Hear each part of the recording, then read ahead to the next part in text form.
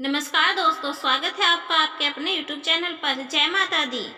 चैत्र नवरात्रि का 5वां दिन माँ स्कंद माता को समर्पित होता है। मान्यता है कि इस दिन जो स्कंद माता की सच्चे दिल से पूजा करता है उसके ज्ञान में वृद्धि होती है। स्कंद माता को मोक्ष के द्वार खोलने वाली माता के रूप में पूजा जाता है। संतान प्राप्ति की इच्छा रखने वाले लोगों के लिए स्कंद माता की आराधना बेहद लाभकारी साबित होती है। नवरात्रि के 5वें दिन माँ स्कंद माता की पूजा की जाती है। पौराणिक कथा के अनुसार तारकासुर नाम का एक राक्षस था। उसने घोर तपस्या करके ब्रह्मा जी को प्रसन्न कर लिया था। उसकी तपस्या से प्रसन्न होकर ब्रह्मा जी प्रकट हुए। राक्षस तारकासुर ने ब्रह्मा जी से अमर होने का वरदान मांगा, जिस पर ब्रह्मा जी ने उसे कहा कि ऐसा संभव नहीं है, क्योंकि जन्म लेने वाला हर प्राणी का अंत निश्चित है। ये सुनकर तारकासुर निराश हो गया, लेकिन उसने बड़ी ही चालाकी से पुनः वरदान मांगा कि उसकी मृत्यु सिर्फ भगवान शिव के पुत्रों के हाथों से ही हो। ऐसा वरदान मांगने के पीछे उसकी ये सोच थी कि उसे लगता था कि भगवान शिव तो कभी विवाह करेंगे नहीं, तो उनका पुत्र भी नहीं होगा। इस तरह से वो हमेशा के लिए अमर हो जाएगा। ब्रह्मा जी ने उसे ये वरदान दे दिया। वरदान पाते ही उसने लोगों के ऊपर भीषण हिंसा और अत्याचार करना शुरू कर दिया। उसके अत्याचारों से लोगों के अंदर एक भय पैदा हो गया। फिर सभी पीड़ित भगवान शिव के पास गए और भगवान से तारकासुर के अत्याचारों से मुक्ति दिलाने की प्रार्थना की।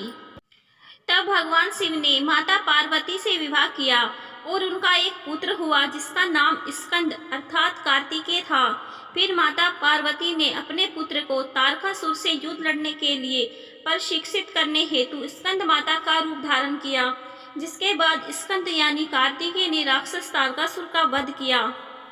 स्कंद कुमार कार्तिकेय की माता के कारण इन्हें स्कंद माता कहा जाता है। भगवान स्कंद बाल रूप में इनके गोद में विराजमान है। माता की 4 भुजाएं हैं। माता ने अपने हाथ में कमल का फूल पकड़ा हुआ है।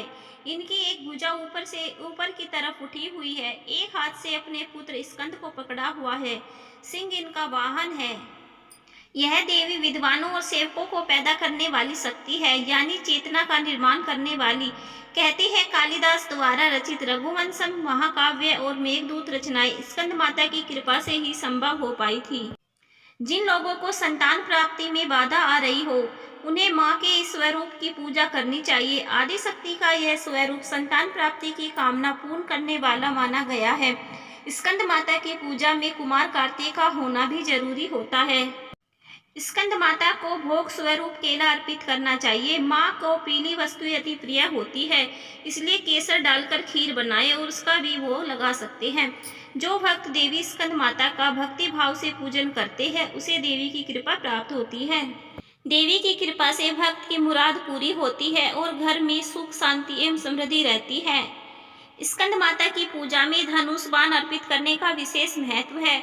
इन्हें सुहाग का सामान भी अर्पित करना चाहिए।